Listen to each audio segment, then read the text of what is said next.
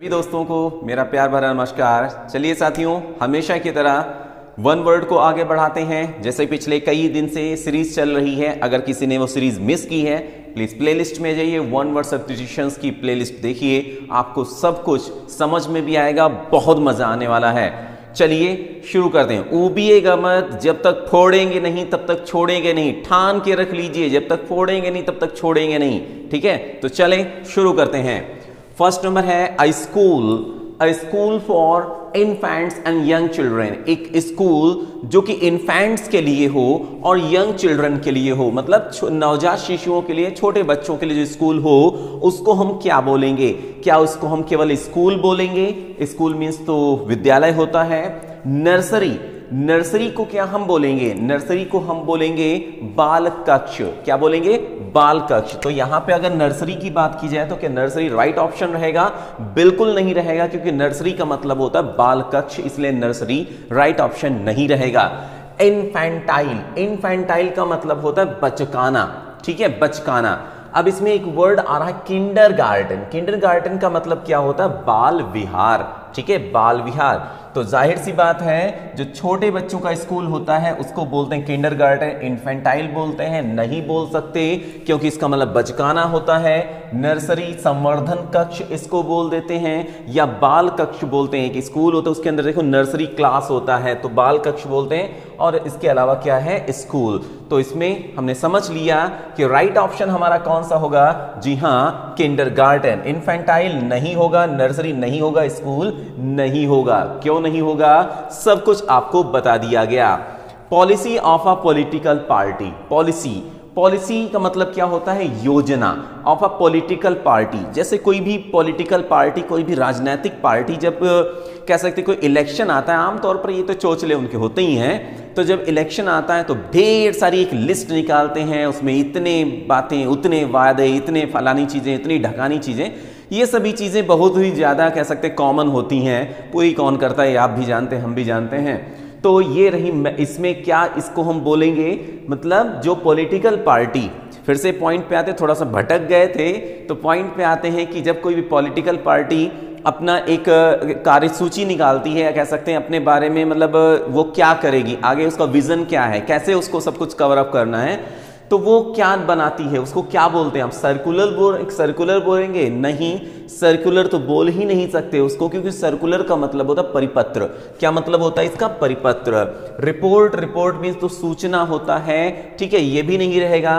Agenda sorry, क्या हम इसको एजेंडा रखेंगे? बिल्कुल नहीं। एजेंडा का मतलब तो कार्यसूची होता है। अब इसको हम यहां पे क्या रखेंगे? घोषणा पत्र। ठीक है, इधर भी वन वर्ड दिए गए हैं, इधर भी वन वर्ड दिए गए, सभी तैयार करने हैं। तो मैनिफेस्टो का मतलब क्या हुआ? घोषणा पत्र। इसका मतलब क्या हुआ? कार्यसूची, ये सूचना। और सर्कुलर भी नहीं रहेगा, रिपोर्ट भी नहीं रहेगा, एजेंडा भी नहीं रहेगा, और क्या रहेगा? मैनिफेस्टो। बोलते ना, घोषणा पत्र जारी किया, इतने सूत्री घोषणा पत्र जारी किया, है ना, तो उसको हम क्या बोलेंगे? मैनिफेस्टो बोलेंगे। क्या बोलेंगे? मैनिफेस्टो बोलेंगे। Next one is one who doesn't believe in God. हालांकि ये वन वर्ड पहले कई बार आ चुका है, बट इसको मैंने यहां पर इसलिए जगह दी है। आ चुका कहने का मतलब है कि जो भी मैंने बताया है उसमें एक दो बार हो सकता है ये आया हो, डेफिनेटली आया भी होगा मुझे लगता है, लेकिन मैंने यहां पर इसलिए इसको रखा हुआ क्योंकि इसके जो ऑप्शंस हैं वो थोड़े से बदल दिए गए हैं। ठीक है, ऑप्शंस थोड़े से बदल दिए गए हैं, सो कंफ्यूज होना नहीं है आपको।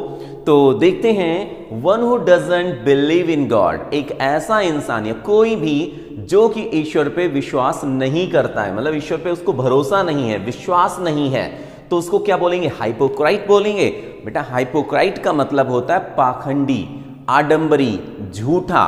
ठीक है, जो बनावटी होता है, पाखंडी। हाइपोक्राइट नहीं। हाइपोक्राइट तो वो होते हैं ना कि दिखावा करते कि उन्हें भरोसा है बट नहीं करते हैं, लेकिन एक और इसमें है जो कि कहता भी है मैं नहीं करता हूं। ठीक है, देखिएगा, ब्लास्फेमी का मतलब ईश निंदा। ठीक है, ईश निंदा मतलब ईश्वर की निंदा करने वाले को बोलते हैं ब्लास्फेमी। याद रखिएगा, ईश्वर की निंदा करना होता ब्लास्फेमी। थीस्ट थीस्ट का मतलब होता है आस्तिक। आस्तिक मतलब ईश्वर पे ट्रस्ट करने वाला, विश्वास करने वाला, भरोसा करने वाला, उसको क्या बोलेंगे? आस्तिक। लेकिन हम यहां पर ढूंढ रहे हैं जो विश्वास नहीं करता है, तो उसको आस्तिक का अपोजिट क्या होता है? नास्तिक। तो इसके लिए क्या रहेगा? अथीस्ट। क्या रहेगा? अथीस्ट। और अगर मान लो बिलीव्स इन गॉड हो, ईश्वर पे विश्वास करता है, जी हां, ईश्वर पे अगर कोई विश्वास करता है तो हम क्या बोलेंगे? उसको थीस्ट बोलेंगे। Okay, next one is giving under favour to one's own kith and kin. अब यहां पे सबसे मेन मुद्दे की बात यहां पे आ रही है। किथ एंड किन का मतलब होता है रिश्तेदार या सगे संबंधी, मतलब खास लोगों को। कहते कोई भी ऐसा इंसान या ऐसी स्थिति जब अपने खास लोगों को सुविधा पहुंचाई जाती है, जो अपने रिश्तेदारों को, रिलेटिव्स को सुविधा पहुंचाई जाती हो, या उनके पक्ष में कुछ काम किया जाता हो, तो उसको क्या बोलेंगे? फेवरेटिस्ट बोलेंगे, या नेपोटिस्ट बोलेंगे, या करप्शन बोलेंगे, या वर्डलीनेस बोलेंगे। तो चलिए शुरू करते हैं वर्डलीनेस से। वर्डलीनेस का मतलब संसारिकता, संसारिकता या दुनियादारी। भाई कोई इसका लेना देना नहीं है। सांसारिकता, दुनियादारी से इसका कोई लेना देना नहीं है। भाई इसको सांसारिकता कैसे बोलोगे? अगर कोई किसी का पक्ष ले रहा है ना, तो उसको सांसारिकता नहीं बोलोगे ना, या ना ही दुनियादारी बोलोगे, गलत बात है। करप्शन, करप्शन तो सभी लोग जानते हैं, ठीक है, तो इसका भी लेना देना इससे नहीं है। नेपोटिस्ट, ठीक है, नेपोटिस्ट वो कौन होगा? उसको क्या बोला जाएगा? भाई भतीजावादी। क्या बोला जाएगा? भाई भतीजावादी, मतलब पक्ष ले रहा है, भाई भतीजावाद कर रहा है कि हाँ ये हमारे खास है, ये हमारे खास नहीं है, इनको दिया जाए, इनको ये सुविधा दी जाए, इनसे ये सुविधा ली जाए, तो उसको नेपोटिस्ट बोलते हैं। फेवरेटिस्ट जी नहीं, फेवरेटिस्ट नहीं बोलेंगे उसको, क्योंकि फेवरेटिस्ट का सेंस मतलब किसी का फेवर ले लेना, आप ऐसे कह सकते हैं पक्षपात करने वाला, ठीक है, उसको बोलते हैं फेवरेटिस्ट। ठीक है, तो लेवल टू बी इजिली ब्रोकन, कहते हैं कोई ऐसी चीज जो कि आसानी से टूट जाए, जिसको आप बोल सकते क्षण भंगुर हो। क्षण भंगुर हो मतलब बहुत ही आसानी से टूट जाए कोई भी चीज, तो उसको हम क्या बोलेंगे भाई? उसको हम क्या ट्रांसल्यूसेंट बोलेंगे, ट्रांसल्यूसेंट बोलेंगे, या ब्रिटल बोलेंगे, या अनहेल्दी बोलेंगे, या ओपेक बोलेंगे। चलिए एक एक वर्ड का पोस्टमार्टम करते हैं, समझते हैं। इसी तरीके से हर एक ऑप्शन को आपको देखना है, सटीक ऑप्शन आपको पकड़ना है, वहां पे पूरी कोशिश की जाएगी कंफ्यूज करने की, माय डियर, पूरी कोशिश की जाएगी, बट आपको कंफ्यूज नहीं होना है। लेकिन हाँ, यहां तक अगर सब कुछ क्लियर ही हो रहा है तो शेयर कीजिए वीडियो को, जल्दी से शेयर कीजिए। जो भी जानने वाले हैं, जो भी पहचानने वाले हैं, जो भी आपके साथी हैं, जो भी आपके मित्र हैं, जो भी हैं, उन सब के पास वीडियो शेयर कीजिए, जिससे कि उनको भी इन वीडियोस का पूरा लाभ मिल सके। ठीक है, तो चलिए आगे बढ़ते हैं। तो लेवल टू बी इजिली ब्रोकन, तो हम देखेंगे इसमें एक वर्ड आ रहा है, बड़ा प्यारा सा वर्ड है, जरा ध्यान से समझिएगा।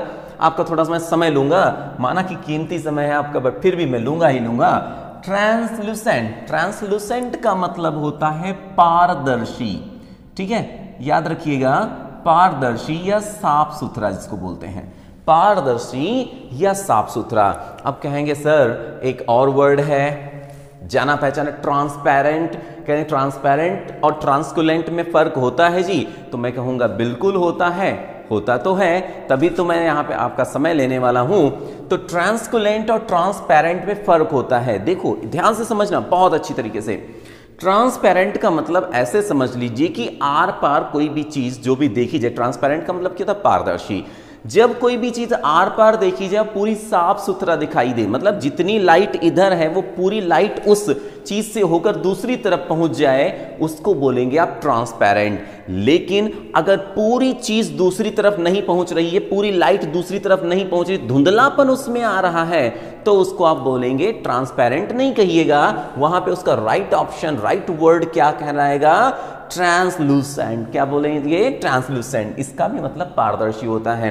जैसे मान लीजिए आपने एक पानी का ग्लास लिया, उसमें से आपने कुछ इस तरीके से देखना शुरू किया, बाहर की चीजें बिल्कुल साफ सुथरी दिखती हैं, साफ पानी होता है, तो उसको क्या बोलते हैं? पारदर्शी। हल्का सा धुंधला गंदा पानी होता है, तो क्या बाहर की चीजें पूरी साफ सुथरी दिखती? नहीं दिखती, वो धुंधली दिखती हैं। तो पारदर्शी वहां पे पूरा तो नहीं हुआ ना, जब पूरा ना हो तो ये महाशय, पूरा हो तो ट्रांसपेरेंट महाशय, बस सिंपल।